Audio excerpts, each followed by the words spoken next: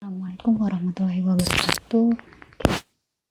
Materi selanjutnya yaitu hukna. Apa sih itu hukna? Kita lihat pengertian dulu dari konsep dasar eliminasi. Nah, eliminasi bawel atau fekal atau buang air besar disebut juga defekasi, merupakan proses normal tubuh yang penting bagi kesehatan untuk mengeluarkan sampah dari tubuh. Yaitu sampah yang dikeluarkan disebut feses atau stol. Ya, eliminasi adalah produk sisa pencernaan yang teratur. Hal ini penting untuk normal tubuh. Jadi ketika makan makanan diolah di dalam lambung, kemudian usus, nah pembuangannya sisa-sisa pembuangan yang tidak terpakai oleh tubuh maka akan dikeluarkan melalui feses atau disebut dengan BAB. Fisiologi pencernaan. Fungsi usus tergantung pada keseimbangan beberapa faktor, pola, dan kebiasaan dari eliminasi si pasien tersebut atau seseorang tersebut. Seseorang dapat melakukan buang air besar bisa sangat berindividual. Itu ada yang 1 kali dalam 1 hari atau 2 kali atau 3 kali. Nah, ada juga yang mengalami gangguan, ya. Bahkan yang mengalami gangguan yaitu hanya 3-4 kali dalam 1 minggu atau beberapa kali dalam sehari. Nah, perubahan eliminasi fekal dapat menyebabkan masalah gastrointestinal, ya, atau masalah pencernaan dan sistem tubuh lain. Hal ini apabila dibiarkan dapat menjadi masalah seperti konstipasi atau susah BAB.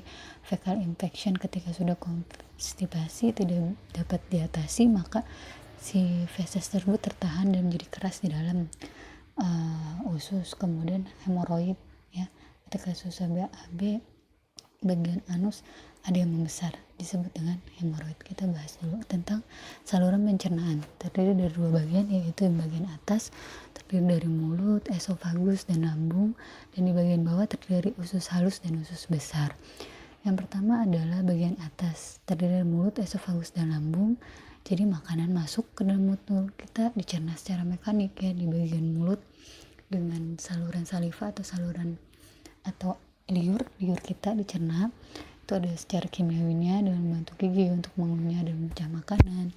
Kemudian saliva atau air liur mencairkan dan melunakkan makanan sehingga mudah masuk ke dalam esofagus lalu menuju ke lambung. Nah, dalam lambung makanan disimpan sementara. Lambung melakukan ekresi atau pengeluaran HCl atau yang disebut asam hidroklorida atau disebut juga asam lambung. Kemudian menghasilkan lendir, enzim pepsin, dan faktor yang ada di dalam lambung lainnya. Nah, aktivitas enzim tersebut sangat membantu mencegah makanan menjadi semi cair.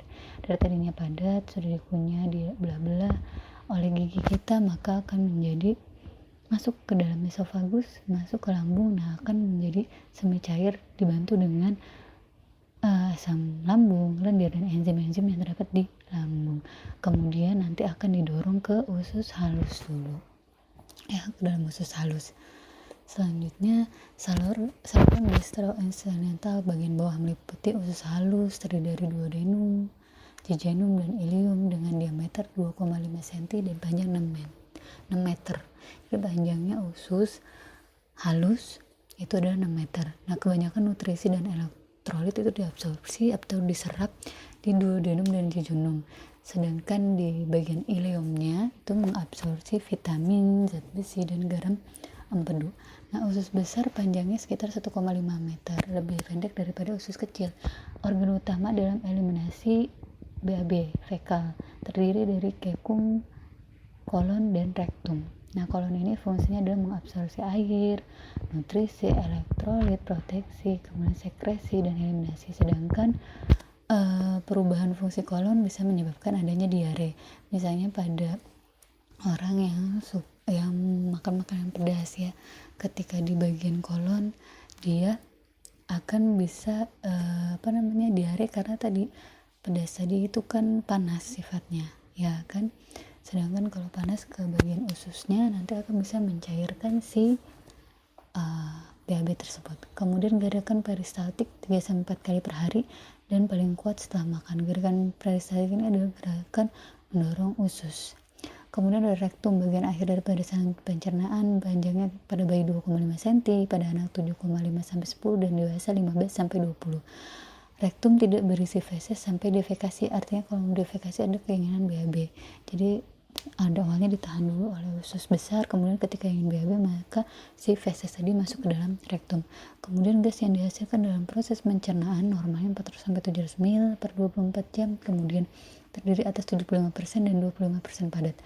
Bakteri yang umumnya sudah mati, lepasan epitelium dari usus, sejumlah kecil zat nitrogen. Itu adalah gas-gas yang dihasilkan dalam proses pencernaan. Selanjutnya adalah masalah-masalah gangguan eliminasi fekal. Yang pertama adalah konstipasi, yaitu penurunan frekuensi defekasi yang diikuti oleh pengeluaran feses yang lama atau keras, kering, dan disertai upaya mengedan saat defekasi. Artinya susah BAB, ya. Ketika orang dalam seminggu tidak BAB berarti bisa dikatakan konstipasi atau BAB-nya keras, ya, karena kurangnya cairan, kurangnya serat dalam tubuh. Kemudian ada fecal infection atau infeksi feses terjadi akibat dari konstipasi yang tidak diatasi tadi, sehingga si BAB tadi mengeras di dalam usus halus, mengeras mengendap dalam rektum juga. Hal ini tidak dapat dikeluarkan.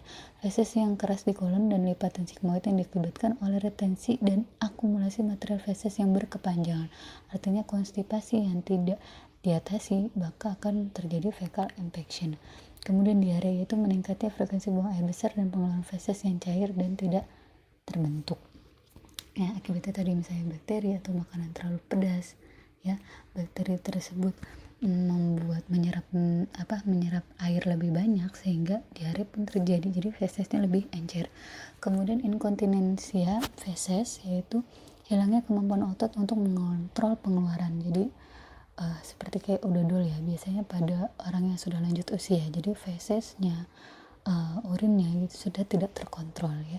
Feses dan gas dari anus, kerusakan dari sphincter anus misalnya karena kerusakan sphincter anus atau kerusakan dari fungsi sphincter anus, ya. Jadi bagian saraf dari anus, persarafan yang di daerah anus. Kemudian ada kembung. Nah, kembung merupakan menumpukan suatu gas dan lumen esensial sehingga dinding usus meregang dan distensi. Disebabkan misalnya karena konstipasi tadi, penggunaan obat-obatan setelah makan, dan banyak mengandung makanan yang bergas misalnya nangka, durian, dan lain sebagainya, itu bisa membuat kembung. Kemudian banyak mengandung pemecahan makanan oleh bakteri-bakteri dan ada efek anestesi misalnya setelah habis operasi. Kemudian ada hemoroid. Nah, hemoroid ini adalah pembengkakan di bagian anus, ya, pelebaran pada dinding rektum atau bagian anus akibat peningkatan tekanan di daerah tersebut. Jadi ketika BAB besar di sini tertekan, kan nggak bisa keluar, tertekan, maka sehingga timbullah hemoroid, munculnya benjolan-benjolan di sekitar anus. Ya, penyebabnya konstipasi kronis, bisa juga orang yang hamil. Ya, kalau orang hamil itu karena tekanan dari atas, kemudian juga orang hamil cenderung lebih rentan dengan konstipasi, bisa juga disertai oleh obesitas. Kemudian pengkajian pada pasien, riwayat keperawatannya, tanyakan dulu bagaimana pola defekasinya pada pasien, frekuensinya, waktunya, kapan saja biasanya, kapan terakhir BAB, karakteristiknya, baukah, cairkah, teksturnya, dan lain sebagainya. Ya, kemudian aktivitas yang dilakukan seperti penggunaan obat-obatan, stres yang berkepanjangan, dan riwayat bedah atau penyakit lainnya. Kemudian pemeriksaan fisik dari head to toe misalnya, kemudian gerakan peristaltiknya didengarkan secara dikasih stetoskop, ya, dalam proses pengkajian auskultasi, ya. Kemudian adakah tanda-tanda inflamasi atau luka, ya, perubahan warna, lesi atau hemoroid atau adanya benjolan. Kemudian yang ketiga, keadaan fesesnya, identifikasi baunya, warnanya, jumlahnya. Kalau bayi normalnya itu kuning, dewasa coklat, baunya khas tergantung dari tipe makanan. Kalau kualitasnya yang normal adalah padat lunak, bukan terlalu keras juga tidak boleh, terlalu lunak dan becari juga tidak boleh. Kemudian frekuensinya tergantung individu, ada yang 4-6 kali pada bayi, ada yang dewasa 1-3 kali per minggu, ada yang sehari sekali, ya. Kemudian ukuran tergantung di hari rektumnya. Kemudian pemeriksaan laboratorium dan diagnostik bisa menggunakan endoskopi, proteosomoid, dan pemeriksaan lainnya yang biasanya dilakukan di lab. Nah, kemudian masuk ke prosedur enema atau hukna. Nah, pengertiannya yaitu prosedur enema adalah suatu tindakan memasukkan cairan ke dalam rektum dan kolon untuk memberikan rangsangan peristaltik usus, ya, untuk membersihkan sisa-sisa pencernaan. dan persiapan sebelum melakukan tindakan pembedahan atau diagnostik. Ada 2 jenis pemberian enema berdasarkan bahan yang digunakan. Ada yang melakukan pakai menggunakan gliserin dan larutan NaCl. Indikasinya orang yang konstipasi, kemudian persiapan operasi, dan tindakan diagnostik seperti pemeriksaan radiologi, yaitu barium enema.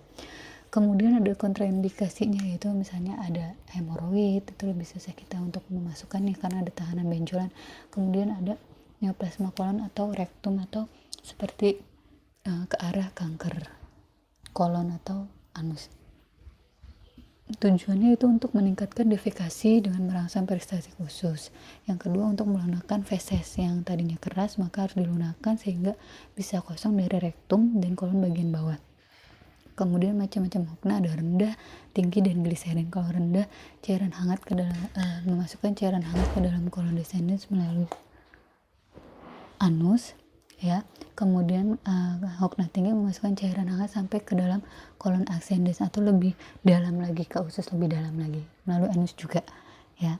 Kalau hokna rendah hanya sampai kolon descendens, yang kolon bagian bawah. Kalau ascendens kolon bagian atas. Nah, ada juga hokna gliserin, yaitu memasukkan minyak atau gliserin ke dalam usus. Ya, kalau hokna rendah dan tinggi itu cairan hangat. Kalau gliserin yaitu cairan gliserin ke dalam usus atau ke bagian kolon sigmoidnya, yaitu melalui anus menggunakan semprit gliserin. Nah, ini bentuk sempritnya untuk hokna, ya. Peralatan hokna rendah atau tinggi. Nah, ini untuk mengisi air dimasukkan ke sini, ya. Ini alat hoknanya pakai handscone, pakai pispot, ya, untuk menadahkan BAB-nya. Kemudian cairan gliserin jika menggunakan gliserin, atau air hangat jika menggunakan air hangat. Kemudian selimut, perlak, dan kain pengalas, puit, mangkok, wadahnya bengkok, botol, vaselin atau jari, tisu, dan waslap. Yang pertama, dia menyiapkan alat dan dekatkan ke pasien. Kemudian biasa memberikan informasi kepada pasien, menjelaskan tentang prosedur pemberiannya, indikasi mengapa ini tindakan dilakukan. Terus pasien diminta membuka celananya, apakah pasien bersedia dulu, ya, untuk dilakukan hokna. Kemudian meminta persetujuan pasien atau informed consent. Kemudian memasang tirai untuk menjaga privasi pasien, meminta pasien membuka pakaian bawah, memiringkan badan ke kanan dengan posisi lutut kanan fleksi atau lututnya itu ditekuk, dan memasang perlak di bagian bokong si pasien. Jangan lupa untuk cuci tangan, mengeringkan, dan memakai handscone, ya, handscone-nya steril. Kemudian meletakkan pispot bengkok pada sisi bokong atau tempat yang mudah dijangkau sehingga nanti fesesnya masuk ke bengkok, jadi tidak ke bednya. Kemudian menuangkan NaCl atau air hangat ke dalam irigator atau tempat tadi, ya, seperti termos tadi. Kemudian klem dibuka sehingga air keluar, kemudian klem ditutup kembali. Kalau air sudah cukup, dirasa cukup, maka klemnya ditutup kembali. Seperti ini. Nah, masukkan ke dalam, ini kan fesesnya yang mengeras, maka air masuk ke dalam sini, ya. Nah, ini bentuk posisi pasiennya. Kemudian tangan kiri membuka anus, tangan kanan membuka kanul yang sudah diolesi vaselin, dikasih jeli dulu. Jadi sama seperti kateter, dia ada kanulnya seperti karet, dimasukkan ke dalam anus. Menginstruksikan dulu pasien untuk rileks, menghembuskan nafas agar kanul atau selang bisa masuk. Kemudian masuk ke ujung kanul sepanjang 7-10 cm untuk orang dewasa dan 5,75 untuk anak, 5 sampai 7,5 cm. Kalau bayi 2,5 sampai 3,5 cm itu untuk kanulnya. Kemudian pada ketinggian pinggul pasien, klem dibuka, jadi nanti ada klem di situ, dibuka, dipertahankan sekitar 5-10 menit, jadi air hangatnya masuk ke dalam selang. Kemudian dimasukkan, lalu naikkan tinggi wadah perlahan sampai ketinggian yang tepat di atas pinggul, dikasih standar atau tiang infus, ditaikkan sekitar 30-45 cm dari tinggi pinggul si pasien, ya. Itu untuk enema tinggi. Kalau yang rendah 7,5 cm, 30 cm. Ya, kemudian menarik kanul secara rektis secara perlahan. Jadi kalau sudah cairan keluar semua sekitar selangnya, baru tarik bagian kanul yang selang di bagian anus yang sudah kita masukkan tadi, ya. Nah, ini bisa air panas dimasukkan ke dalam ininya, bagnya, ya. Nah ini lubrikan, ini kanulnya dikasih lubrikannya dulu atau pelumasnya, masukkan ke dalam anus, nanti air bisa mengalir ya. Kemudian membantu pasien defekasi pada pispot ya, artinya pasien BAB di dalam pispot ya, kalau sudah cair masuk, kemudian fesesnya sudah lunak, maka si pasien bisa langsung BAB. Kemudian observasi bagaimana konsistensi, warna, dan baunya. Kemudian membantu pasien merapikan diri, membereskan alat-alat, mengevaluasi kenyamanan si pasien, membuka handscoon, membuang ke tempat sampah, cuci tangan, mengucapkan terima kasih bahwa kepada pasien, dan tindakan sudah selesai sambil menunggu instruksi dari dokter selanjutnya. Terus jangan lupa untuk dokumentasi. Nah ini cara-caranya. Nah kalau hukna dengan alat sekali pakai, misalnya pada yang di apotek kan ada tuh ya, enema sekali pakai ya, obat untuk melancarkan BAB sekali pakai.